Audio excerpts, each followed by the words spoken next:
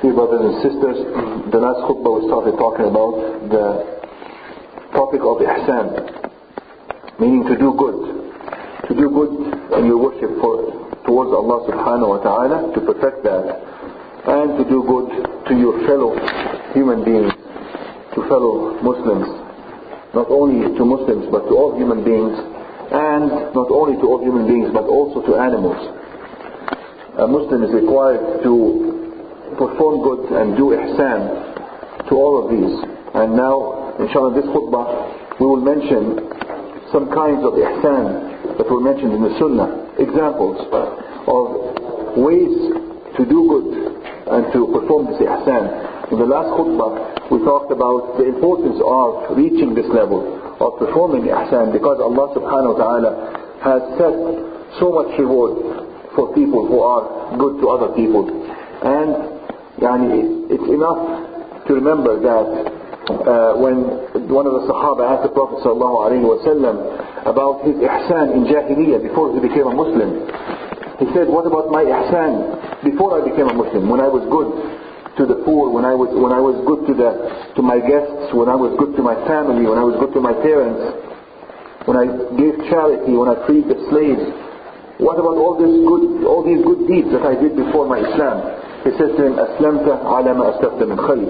You have been granted the gift of becoming a Muslim to worship Allah subhanahu wa ta'ala according to the true religion that He has revealed, according to what He has revealed to His last Prophet Muhammad sallallahu alayhi wa sallam, because of the goodness that you have done before you were a Muslim. So that is enough as a reward for ihsan. Ihsan is the quality of all the prophets. That is how, and I talked to you about Moses, when he was performing ihsan towards this old man and towards his weak daughters and then towards his family, and he was going to find some food for the family. That's when Allah subhanahu wa ta'ala chose him to give him the nubuwwah, chose him to become a prophet. So many good things that you can gain with ihsan. Wallahu yuhibbul muhsinin. Allah loves those people who perform ihsan. When you are doing something good to a fellow human being, to a fellow Muslim or a fellow human being, or to an animal, to your own children, to your wife, to your parents, remember that you are acquiring the love of Allah subhanahu wa ta'ala when you do this. Wallahu yuhibbul muhsinin. Inna Allah ma'al muhsinin. Allah is with the people who perform ihsan. When you give money to somebody who needs it, Allah, you are losing. You're not even losing, but apparently your wealth is decreasing, just apparently. But in reward for that, you are getting the support of Allah subhanahu wa ta'ala, the one who owns everything that's in the universe, everything that's in the heavens and earth. He is the one who has given you the money in the first place. وَأَتُوهُ مِنْ مَالِ اللَّهِ الَّذِي أَتَاكُمْ. Give them from the money that Allah subhanahu wa ta'ala had given you in the first place. You are not giving out of your own wealth, you are giving out of the wealth of Allah subhanahu wa ta'ala when you give the poor. Remember this, that this money only came to your hand after Allah subhanahu wa ta'ala had given it to you. And if you don't use it in the right way, Allah subhanahu wa ta'ala can take it away from you. When you use it in the right way, Allah subhanahu wa ta'ala will give you more. Allahumma a'ti munfiqan khalafa. The malaika make dua, the angels make dua that Allah subhanahu wa ta'ala reward and compensate for everything that you spend in a good way to help out people, for your family. Even if you do something for your own self, Allahumma a'ti munfiqan khalafa, as long as you've done it in an appropriate way. On the opposite side, أن رجالا يتخورون في مال الله بغير حق أولئك لهم النار. Those who waste money right and left in bad things like gambling or other bad things, أولئك إن رجالا يتخورون في مال الله بغير حق. Whether this money is owned by them or owned by other people, أولئك لهم النار. Those are for those the punishment that awaits them is hellfire. So you have to know, Prophet ﷺ used to say, أَنْفِقْ بِلَالًا وَلَا تَخْشَ مِنْ ذِي الْعَرْشِ إِقْلَالًا. When he used to spend money, people used to say to him, why don't you keep some for yourself?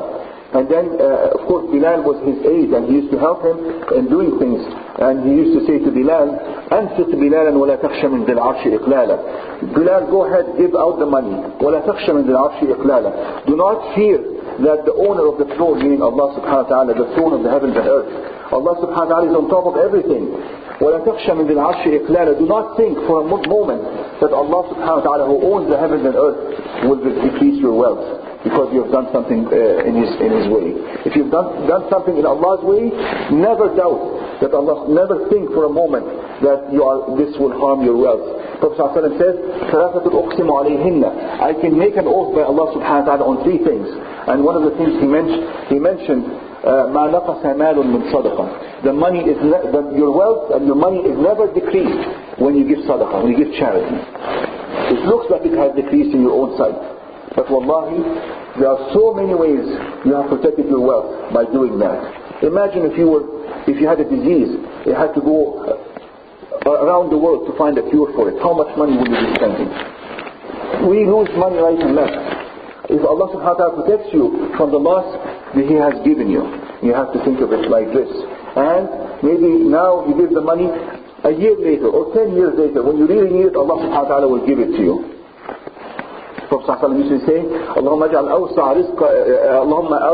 أوسع رزقك عند انتهاء عمري, or عند كبر سني وانتهاء عمري. Oh Allah, make the most provision for me, meaning wealth and everything, when I get really old and I approach my death, because that's when you really want to be independent, right? Examples of ihsan. Al-ihsan bil-jah. Ihsan bil-jah means that you use your status and your strength in the society and your position to help other people. If you have a position in a certain place where you can help other human beings and fellow Muslims, you should use that. Prophet ﷺ one time made something called shafa'ah. Shafa'ah means when you go and ask someone to help, like if I need something from a person, I cannot approach that person myself. I come to a third person and I ask him, do you know this guy and he's your friend? Can you please go and talk to him for me? This is called shafa'ah. I'll tell you, look at the status of the Prophet ﷺ, how high it is. But look what kind of shafa'ah he's done. One time, a slave had a wife, and her name was Barira. I talked to you about this story before. Barira, you know, at that time they had slaves, and Islam encouraged that everyone who has a slave to free that slave. And in Islam, encouraged people to pay money to free all the slaves that are enslaved, because they're just human beings like any other human being. So Barira and her husband were slaves at one point. And Aisha, the wife of the Prophet ﷺ, freed Barira. Barira used to come to her and help her out.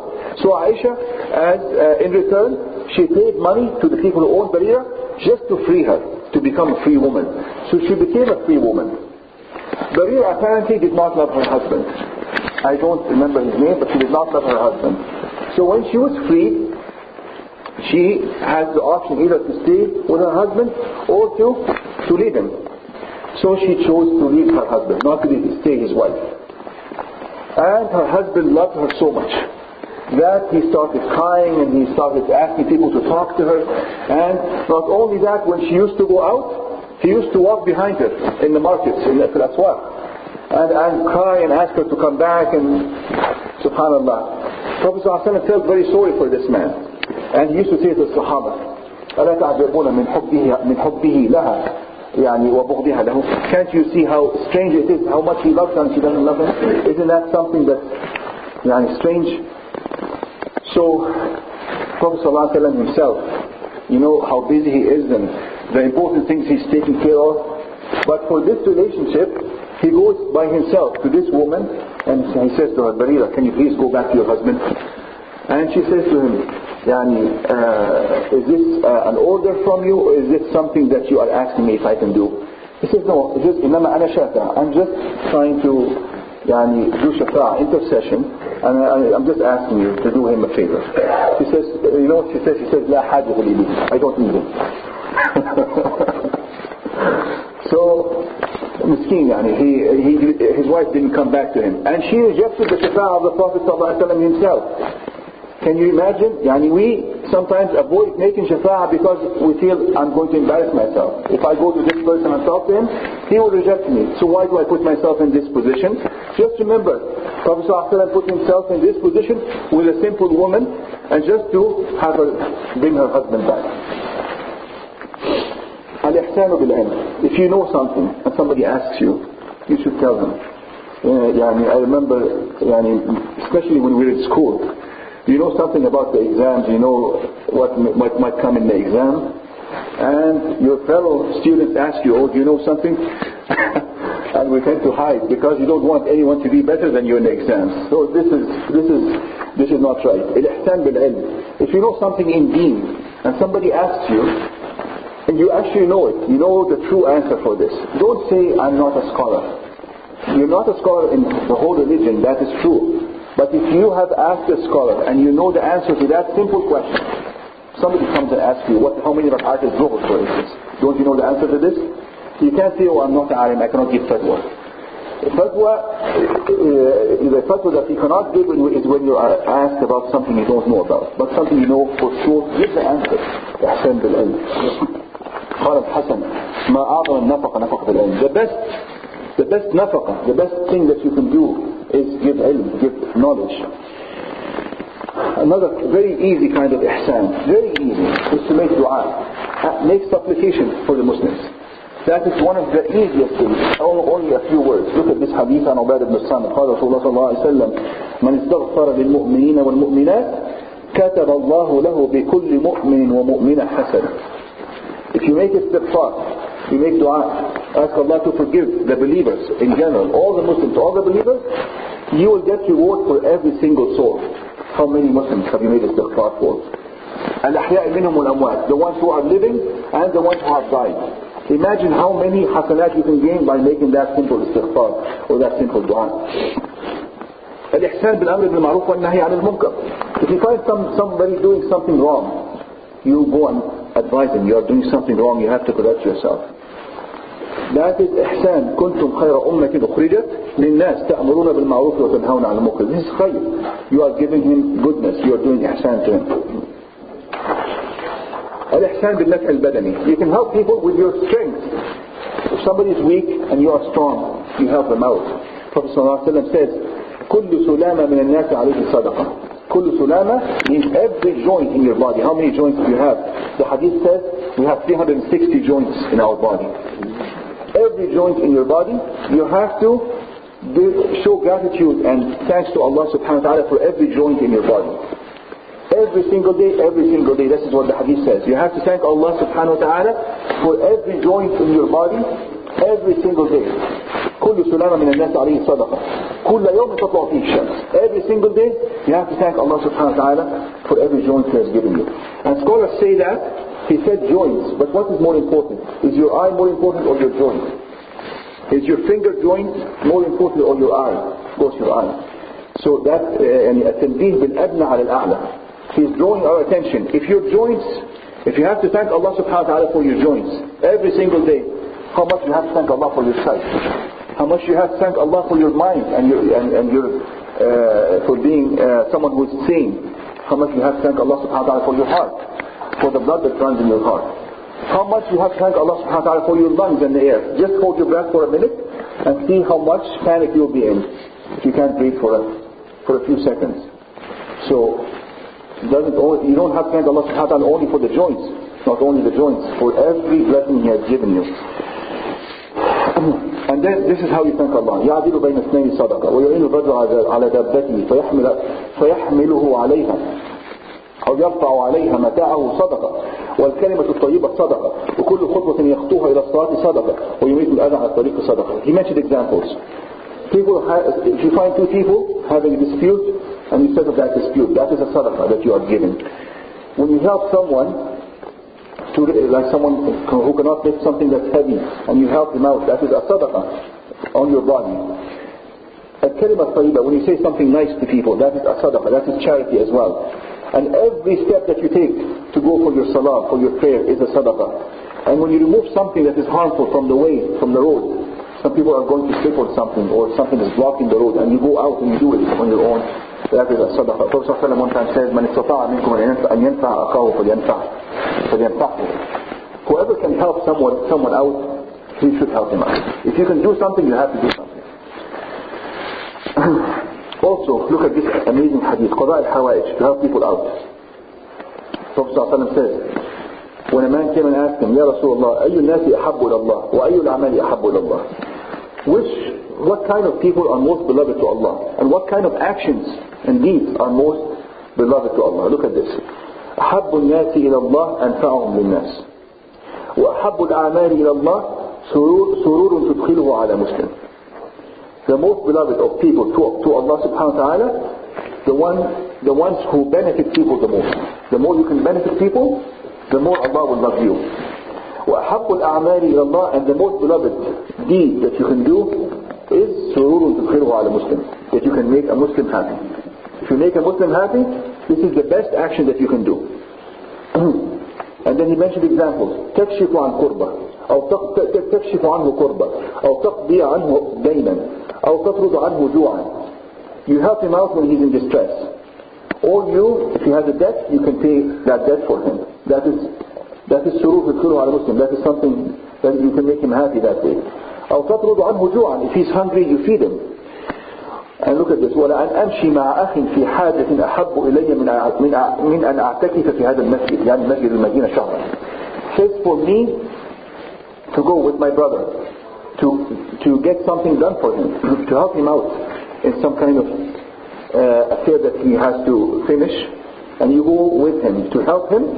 He says, this is more beloved to me, or this is better for me than to make i'tikaf in this masjid, Masjid Nabi Sallallahu Alaihi Wasallam in Medina, for a whole month. Says it is better for me to go and help someone out than to stay in the masjid and worship Allah subhanahu wa ta'ala for a whole month. Imagine that. ومن كظم غيظا ولو شاء أن يمضيه أمضاه مرأ الله قلبه يوم القيامة رضا وأن مشى مع أخيه في حاجة حتى يقضيها له ثبت الله قدميه يوم تزول الأقدام. And when you hold back your anger and you have the ability to do something, like someone was weaker than you and you got angry with him, but you restrained yourself and you refrained from punishing him, and you would have been able to do so.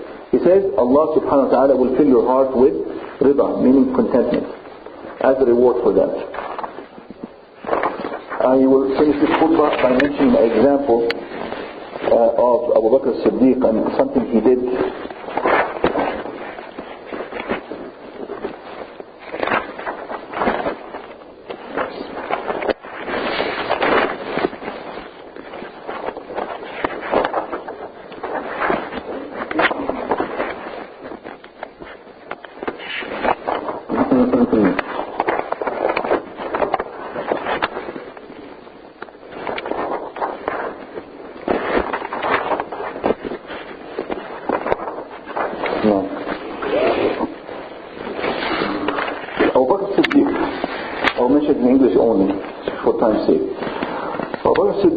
After he became the ruler of the Muslims, he was the ruler for 2 years after the Prophet ﷺ. After he prayed Fajr prayer, the morning prayer, he would disappear every morning. And people didn't know where he used to go. Umar al-Khattab said, I would like to know what Abu Bakr goes and where he goes after the morning prayer. And look at what he thought. He says, Wallahi inna li Abi Bakr khadi'an min amal salih. He says, I'm sure he goes to do something very good. Because look at, now if one of us sneaks away, people will think, oh, he's sneaking away to do something evil. But Umar al-Khattab says, I know he must be going and sneaking to do something good. People at that time used to sneak to do something good because they don't want people to see the goodness they're doing. Now we sneak away to do something bad. And when we do something good, we want everyone to see it. أنه يعمل عملا صالحا لا يريد أن يراه أحد. One time he prayed morning prayer. He said, today I will follow him and see where he goes. فخرج أبو بكر من أطراف المدينة وتبع عمر. He followed him and he found him going into a small tent, and يدخل بيت شعر قديم. This tent is made out of something like wool or something like this, something that's very old. He said يكاد أن يسقط من البلع ورؤوس أصحابه. It was almost caving in on the inhabitants of that tent. It was so old and so weak, it was almost caving in on them. He said, I waited behind a rock for a whole hour. And then Abu Bakr came out, and he said, I went after him into that tent to see where he was going, what he was doing. He said, I found an old lady who was blind and crippled. She cannot walk and she was blind. and he said to her, who are you? And who is this man who comes to you? She says to him, أنا أمة من إماء الله. She says, I'm just a slave of Allah subhanahu wa ta'ala. I'm a servant of Allah. The woman says that. And we are all servants of Allah and slaves of Allah. She says, and this is a Muslim man, a good man who comes to me every morning. you know what, look at what he does. He says, يَقُمُّ بَيْتِي. He sweeps my tent. He takes the garbage out. يَقُمُّ بَيْتِي وَيَعْجِنُ عَجِينِي. And he makes the dough for her so that he makes bread for her for that in that morning. So he sweeps her, cleans the house, cleans the small tent, then he makes the bread for her. وَيَحْلِبُ شَاتِي. And then he goes and he milks that goat to bring the milk for this old woman. And then he says, وَيَدْفَعُ عَنِّي الْأَذَى. And anything that I need he will do for me. وَيَذْهَبْ وَاللَّهِ لَا أَعْرِفُ. He says, I don't even know who this man is. Every morning he comes and he leaves, I don't know who he is. Look at what he says. He says, وَاللَّهِ إِنَّهُ لَخَيْرٌ مِنْ أَبِي بَكْرٍ خَلِيفَةِ رَسُولِ اللَّهِ صَلَّى اللَّهُ عَلَيْهِ وَسَلَّمَ. He says, oh, by Allah, this man is better than Abu Bakr Siddiq himself. And then عند ذلك ضرب عمر كفا بالكف وقال أتعبت الخلفاء من بعدك يا أبا بكر من يطيق ما تطيق. He says, Umar Khattab, he says, he went like this, he clapped his hands like this. This is something that you do when you're amazed. He says, who can do what you are doing, Ya Abu Bakr? Inshallah we'll stop here.